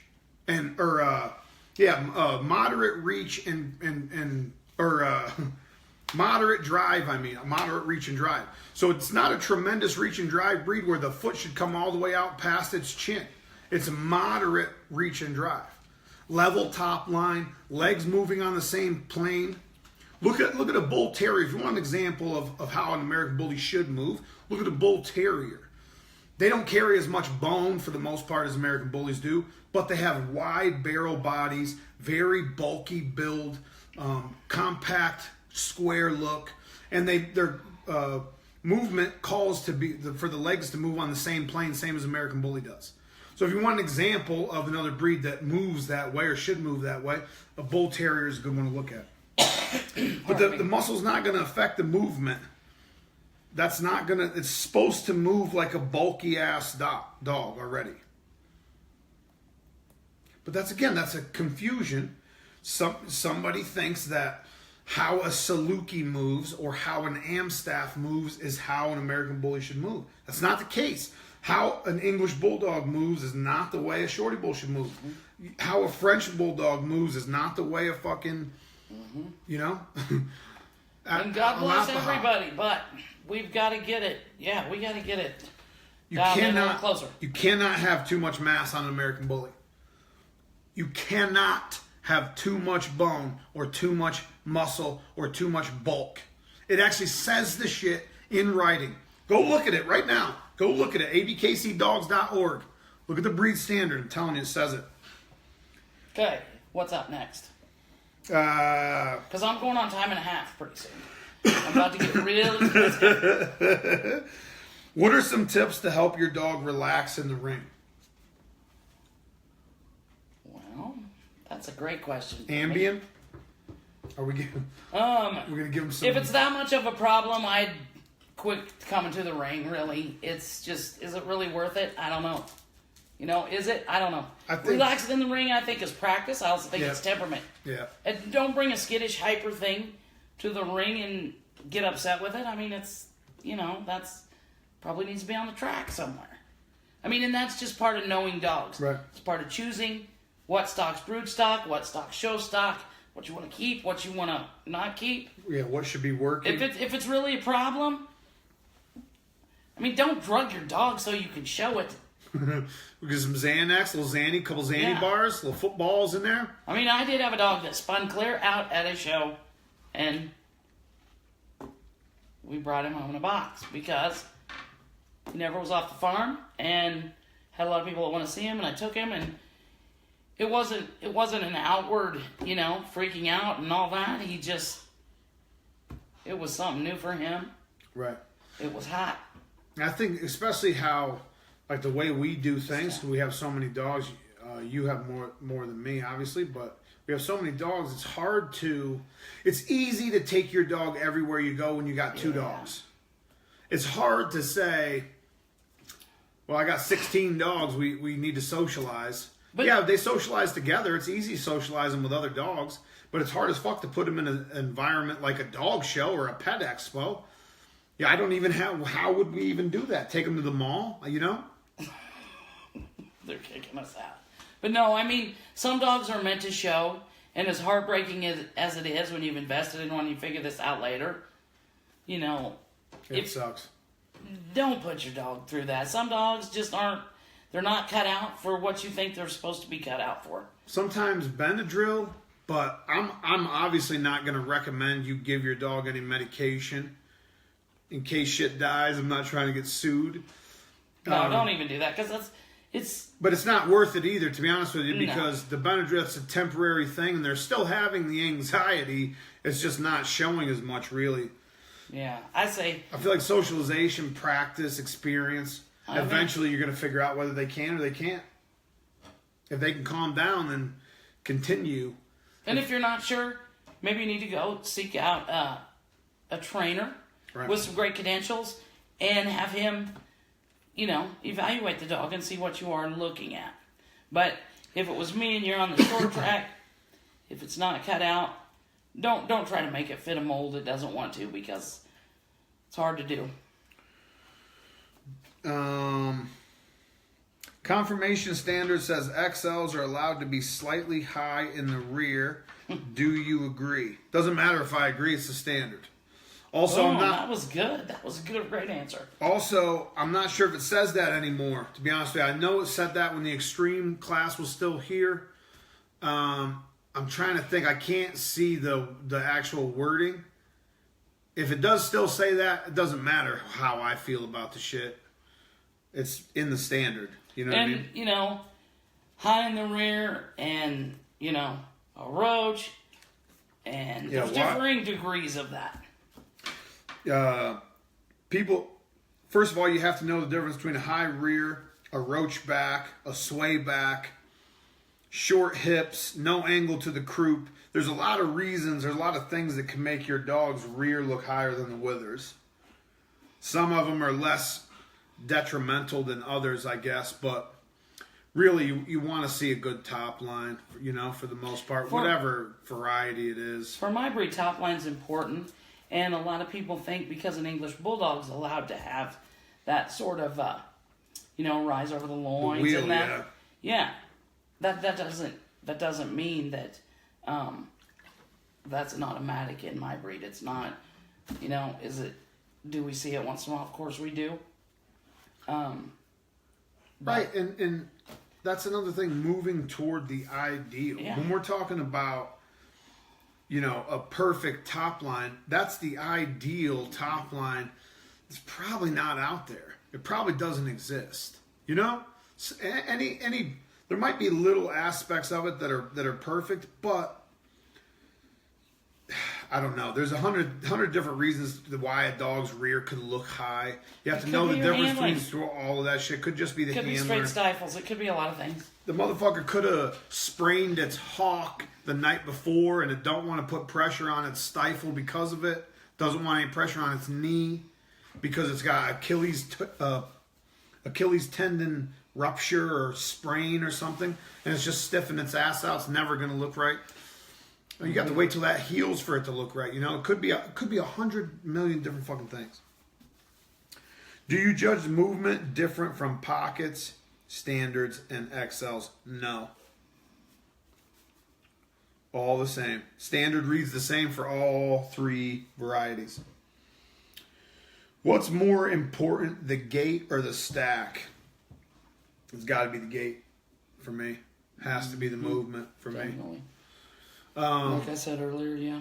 We like pretty stacked dogs, but I really can see what's going on with the dog, shoulders and hips, especially when they're moving. Mm-hmm. The top line too. That's really going to tell you if your dog's got a high rear. If it's moving and its head's up and the rear's still high, probably got a high rear. Probably something you want to look into. Tips on stacking your dog. Here's the best tip of all. Yeah, fuck, I don't even... Have somebody help you pick out one that's built to show. You never have to hardly do a thing. Get a mirror. It's beautiful. It's beautiful, They call them natural stackers. They're just built right. Yeah, that's a fantasy land, I feel like. I feel like you're talking about fantasy land scenarios. Listen, it's harder to stack through faults. Yeah, it is. That's more work for you. But I would say get a mirror so you can see the dog that you're stacking. Because when you're looking down at the top of the dog, you can't see. You think you can. You think you know where the feet are placed and how everything looks, but you can't. Or if you don't have a mirror, have your wife or girlfriend take 1 zillion pictures until she hates you of you stacking the dog out in the yard. Have somebody sit next to you with a fucking phone and video that shit nowadays. You don't even have to have a mirror. Mm-hmm. Set your phone up and have it record on selfie mode, and you can watch the dog the whole time. And get with some people that know what they're doing, and that will help you and tell you. Yeah. That's always good. Bull-NA-ChinaShop podcast on iTunes. We should have handling classes in the yard. Do you want me to get a dog? No, I don't. No, I do not. Hi, should I get a dog? We ought to get a stacked box and a puppy that's never been on there before. I can do that. Mm-hmm. This is also from Amy Cologne, not sure. I actually think she wrote it on there. It's spelled out Cologne, like that's how it sounds, is Cologne. So I think I was completely wrong the first time. How many points do you need to be a champion and a grand champion? And how many points do you get at each level? Now, there's a awesome flow chart on the ABKC website, abkcdogs.org. Awesome flow chart for the shows. Tell you how the show procedure goes, how the points shit goes. So if I misquote it, it's because I don't look at that shit. It's not my job to give out points. All I do is hand out ribbons, okay? Here's a little... I just had this idea the other day, and I think it's a great one. I don't know if I should say it aloud or not. Uh-oh. Somebody's going to steal this banging ass idea I got again. I think you should have a little booklet for each dog. Your judge should sign off on that. Wouldn't that save a lot of time and trouble and be a cool thing to have? I don't know about time. It'd take about 9.5 hours to do a show. No, you just the winners. If you put the dog up. Oh, right. Oh, yeah. No, that's a good idea. Yeah. Then you're not, Yeah, because JoJo needs 2 points. No, he don't. He needs 14. No, he got a major in Emerald. No, he didn't. How many times do people do that? Happened to me. Million. Francesca was a grand champion before they gave her grand champion title because the rep had written down the wrong dog as the winner instead of her. That would save a lot of. I had to go through some shit to get that. And who wouldn't want that to save that? Anyway.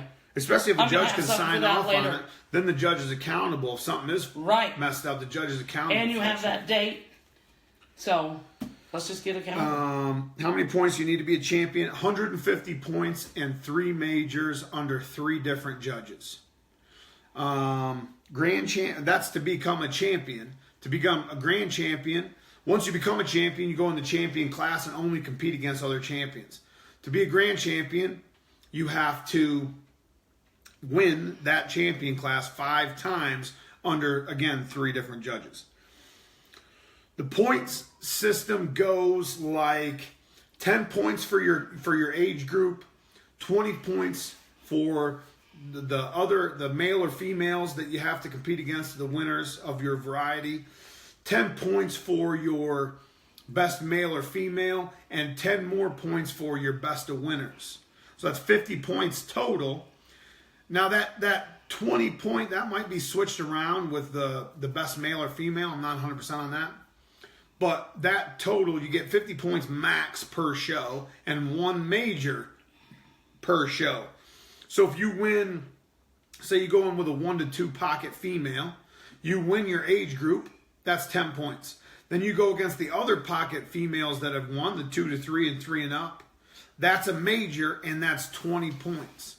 So you don't get another major for beating the male as you move up. That's your major. So you get 1 major per show. So again, you need 150 points and 3 majors, 50 points max per show. And to get 50, you have to win the best of winners. Hope that explains.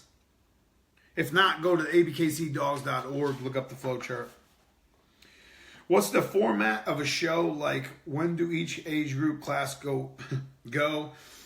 Different for every show. There is an actual flow chart that I was just talking about that has all that on there.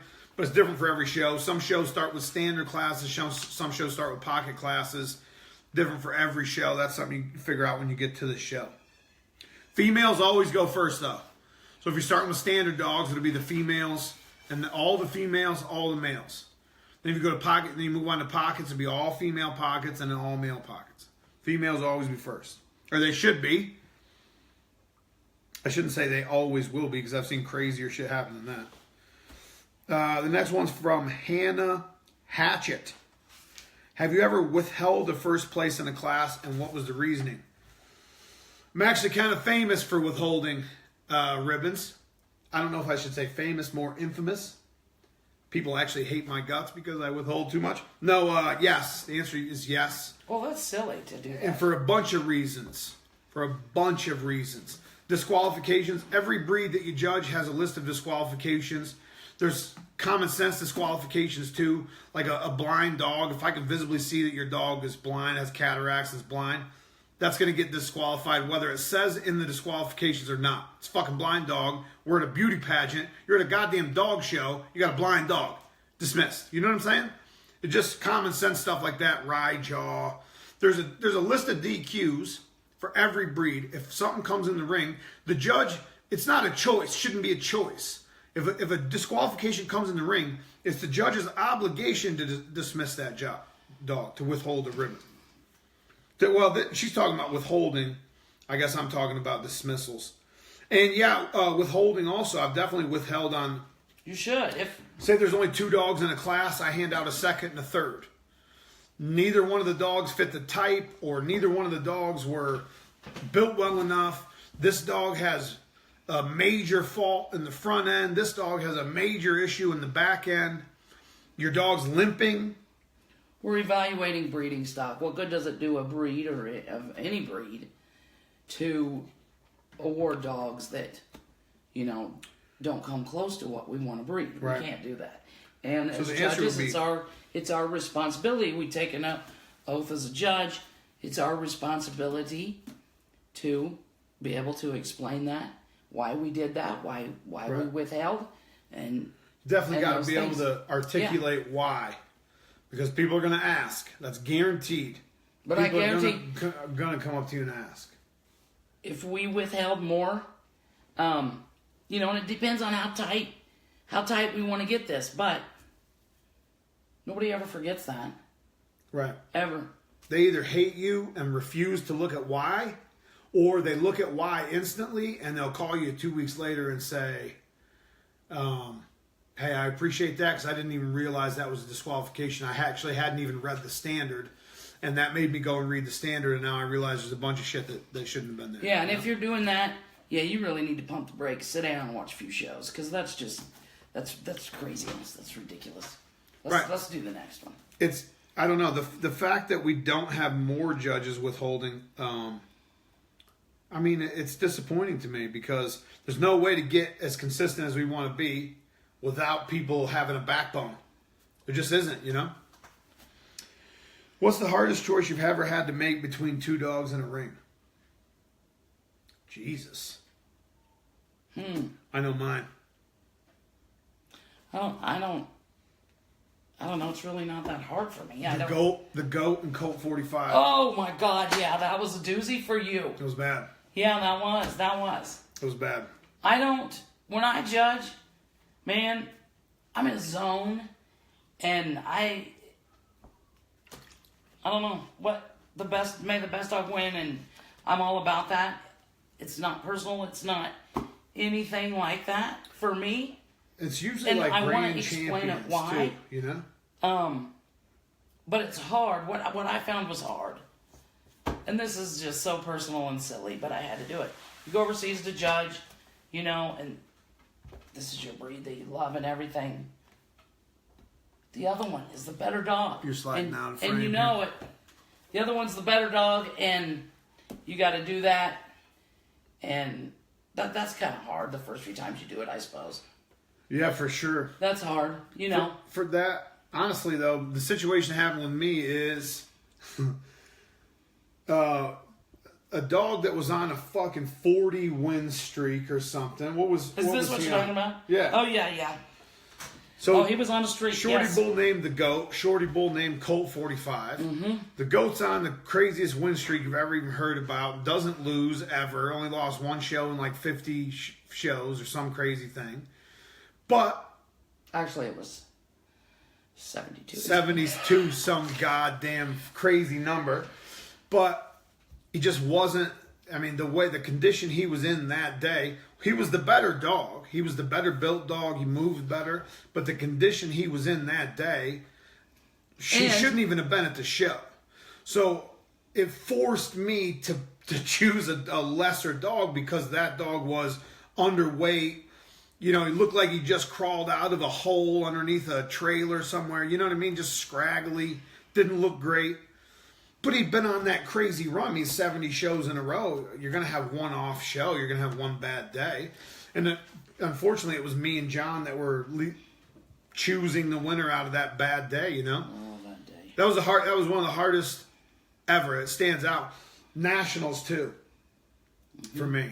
Mm-hmm. Nationals was tough. The Bull Terrier in the best in show, actually, come down between the American Bully and the Bull Terrier, and I'm telling you, I was 50-50. Like, it was a coin flip, really, who wins. Mm-hmm. Both amazing dogs.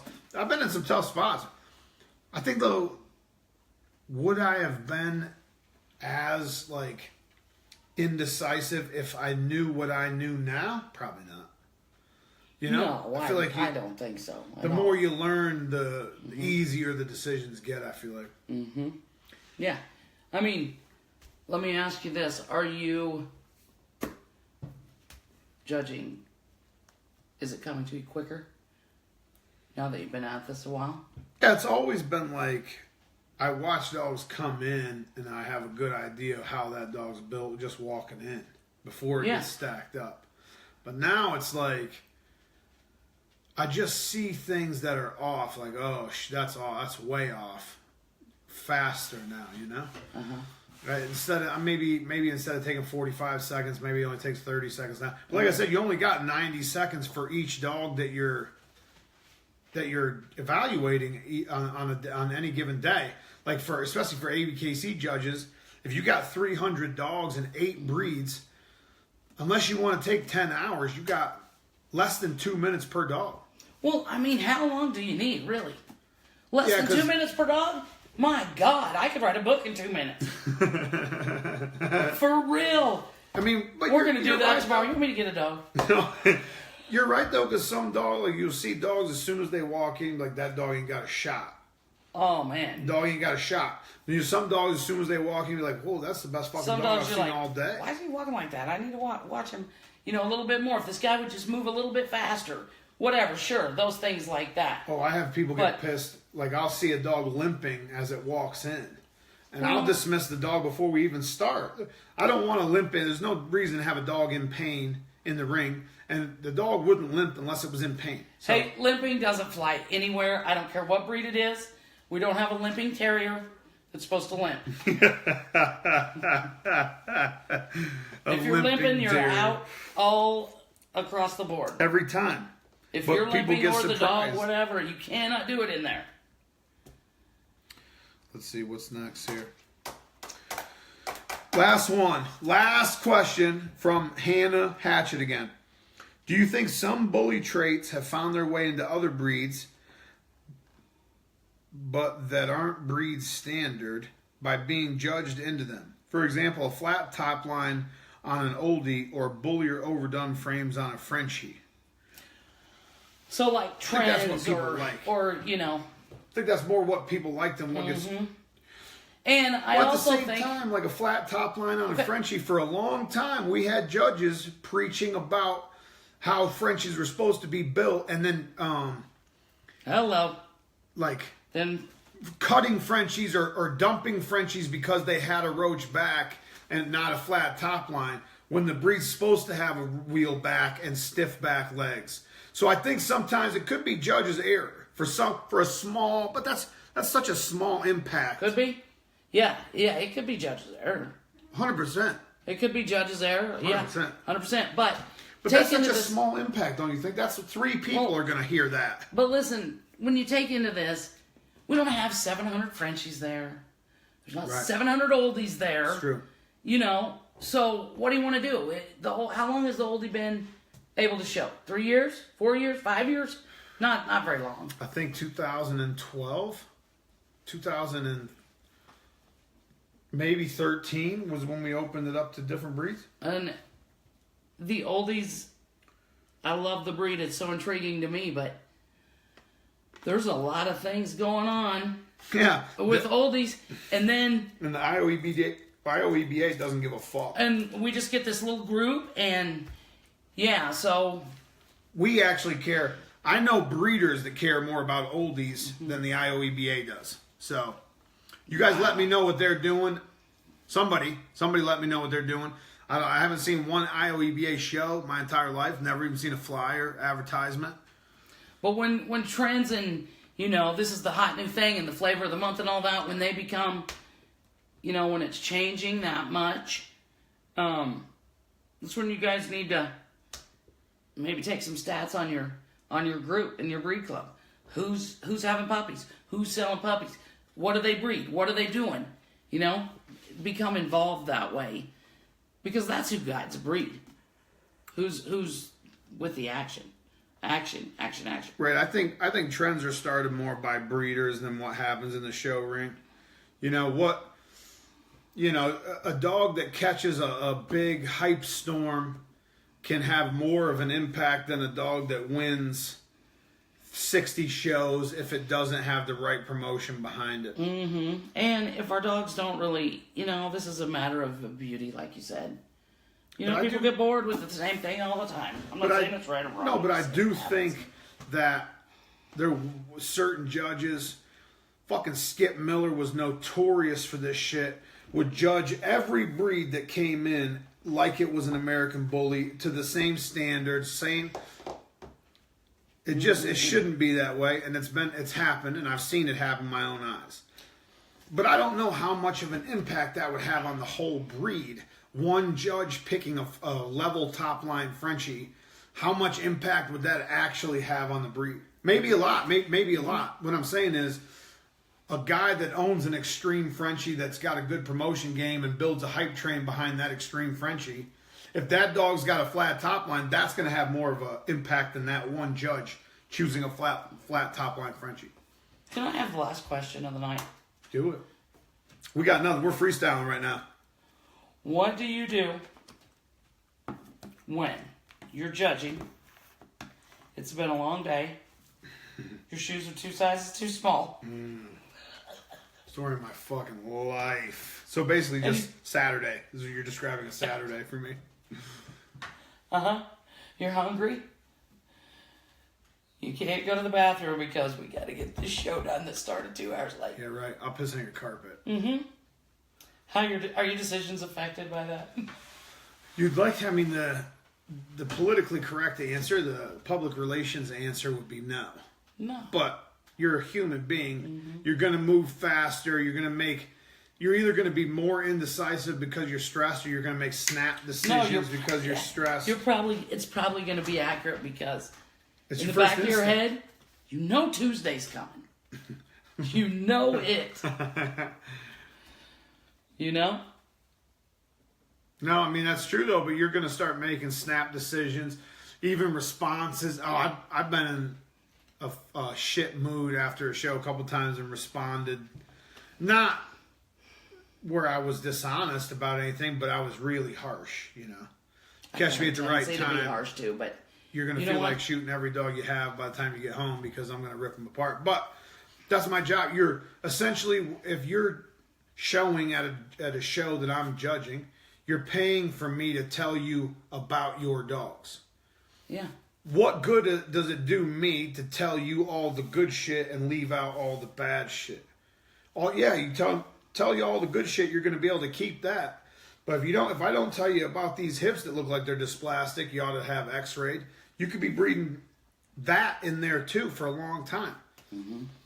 You know, and you might be wrong about the hips, it might be something else, but I feel like you're paying me, not paying me. I actually don't even make any fucking money from judging, but you're paying the event for my evaluation of your dog. So if you ask me, I feel obligated to give you good and bad.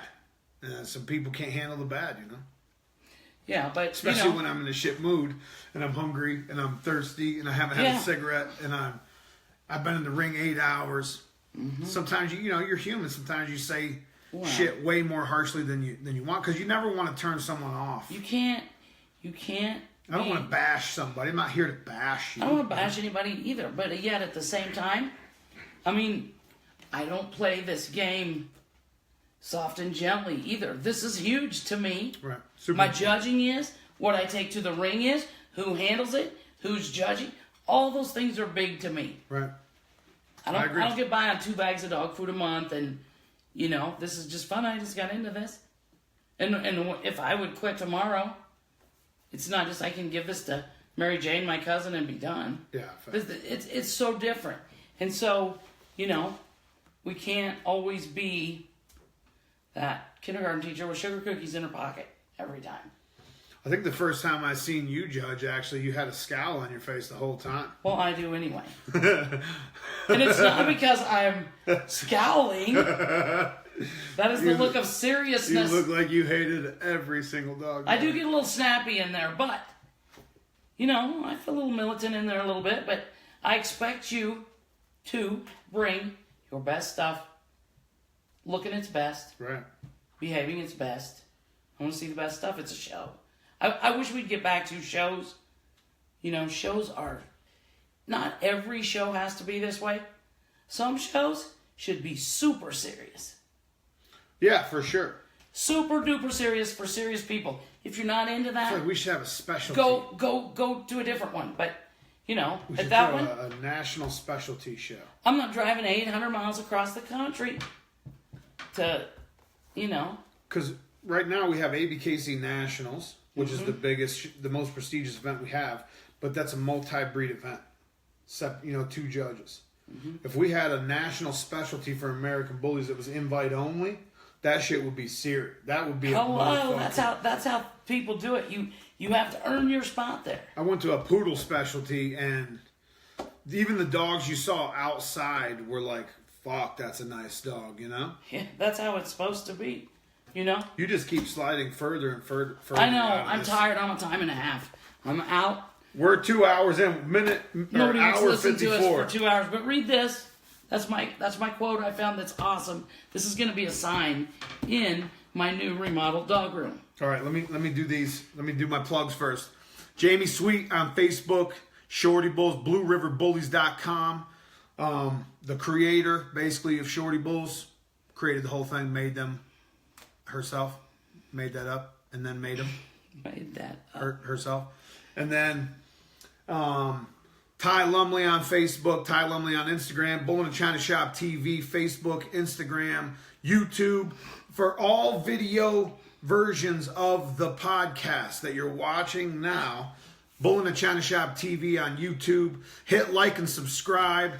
If you haven't yet, search us on iTunes, the Bull-NA-ChinaShop podcast. Leave a rating, leave a comment. Definitely subscribe, though, on iTunes. That's a big deal. You know, one question I get asked after every podcast is what I do, because I'm always writing I feel like I'm forgetting something. But go ahead. Yeah, during the thing. But really, I'm just doodling. So I'm going to start auctioning these off. Yeah, she's No, actually... I'm just kidding. She's not writing anything important. No, nothing important. No, just little notes. But I want to leave you with this. A beautiful female is something to behold. A beautiful bitch is something to hold on to. So don't ask me to sell you my best one. I'm all about a breeder. I'm all for a breeder. I'll fight for a breeder. I'm a breeder. So the difference we need between breeders. a female and a bitch is what? Is that the same thing? No, a beautiful female is something to behold. Right. A beautiful bitch is something to hold on to. So don't ask me to sell you my best one. Right, but are we talking about dogs or what are we? Oh my God. I love your faces, people. I'll see you Wednesday. Thanks for watching. Hit like, share this video before you fucking get off here. Please share the video. Hit like, hit subscribe. Breed type for dummies coming soon. Maybe episode 94. Oh, we're going to do that thing. Yes. Breed type for dummies. Get a number 2 pencil. Breed type for Bye. dummies. Love your face.